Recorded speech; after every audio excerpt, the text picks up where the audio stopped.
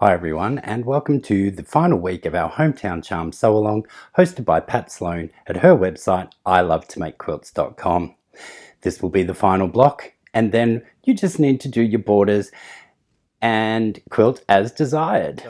If you haven't done so already, jump over to Pat's website, download this week's free pattern, come back here, and I'll show you how to do it.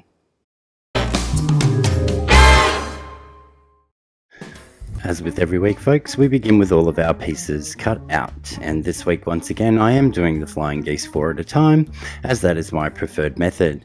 What you see here is we have 2 squares to make 2 half square triangles and the flying geese pieces. The white ones have been put aside because we don't need those until later. I'm going to begin by drawing a diagonal line on the wrong side of all of my red squares to create the half square triangles and the beginnings of the flying geese, and take this all to the machine at the same time and sew 1/4 of an inch on each side of my drawn line. For in-depth tutorials on both half square triangles and the 4 at a time flying geese, I have popped cards in the top right hand corner of the screen to take you to those videos.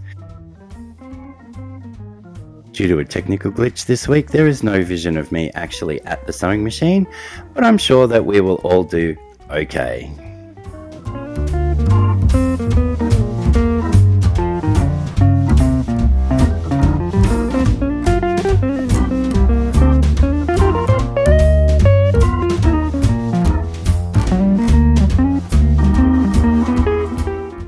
The first of our sewing out of the way, it's now time to slice our units apart on our drawn line, and then we will press everything to the darker of the 2 fabrics, in this case to the red.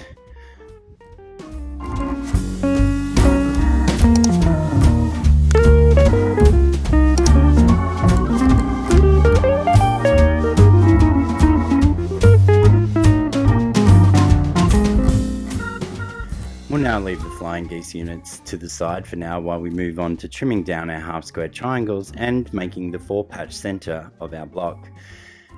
As you will notice from all of my videos, I trim my half square triangles 2 at a time, and it's a simple matter of placing a diagonal line on the stitching line, making sure you have enough space or coverage of fabric outside of your required trim down measurement, trimming 2 sides, rotating the block, lining up your measurement on that corner, once again maintaining the diagonal line on the stitching, and trim the remaining 2 sides. We'll then grab 2 of our previously set aside white pieces and create a 4 patch for the center.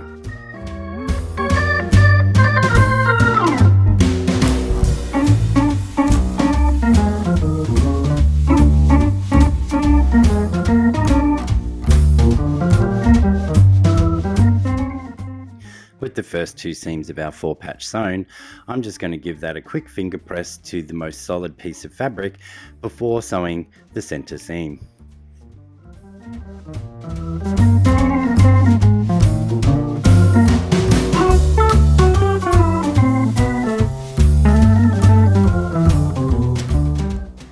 To ensure our block lays nice and flat, I am going to swirl the seams in the middle to just move the bulk around to a more desirable location. I've shown you in the previous videos where I pick out a few stitches. This week I've just given it a little bit of a twist, and that was enough, and now I can press this block nice and flat before moving on to the flying geese.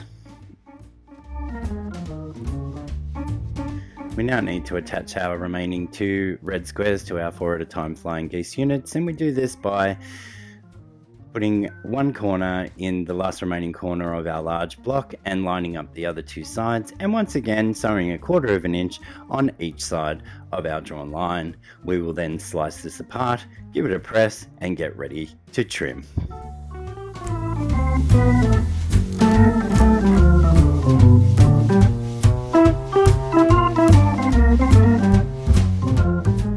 Just while we're watching all of that go through, folks, I just want to take this opportunity to thank each and every one of you for subscribing to my channel and watching my videos.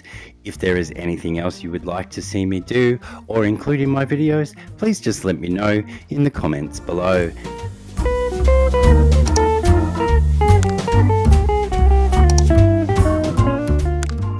you would have seen from any of my other videos, there are two ways to trim down our flying geese when we make them 4 at a time.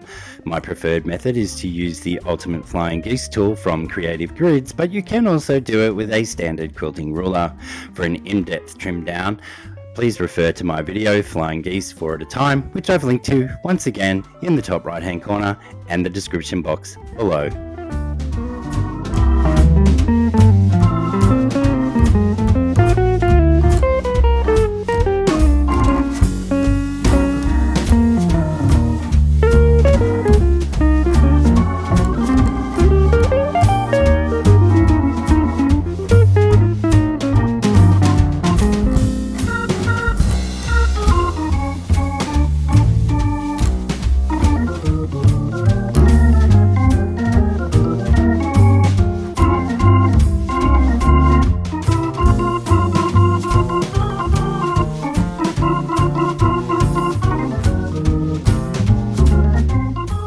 We now have all the pieces and parts required to make up the entire block, so we will lay it out now before stitching it together in a 9-patch fashion. To do a 9-patch construction, we simply sew first of all the vertical seams and then the horizontal seams. I'm sorry once again we won't have any fancy split screens or sewing shots in this section of our video, as I forgot to hit record. Yes, that's right folks, I was the technical glitch.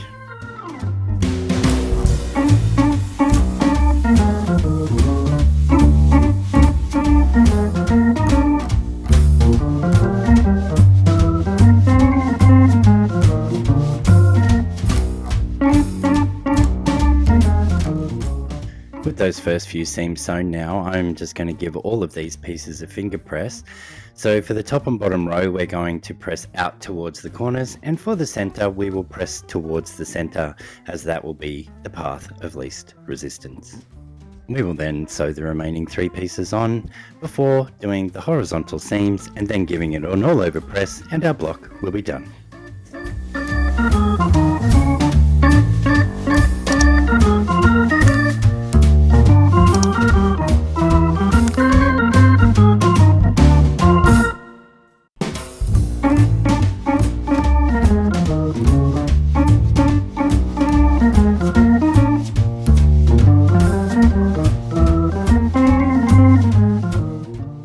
As we paid attention to which way our seam allowances were going in the previous step, all of our intersections should now nestle for sharp points. What you can see me doing here is making sure that I can line up the dead center of the flying geese unit onto the 4 patch before sewing it.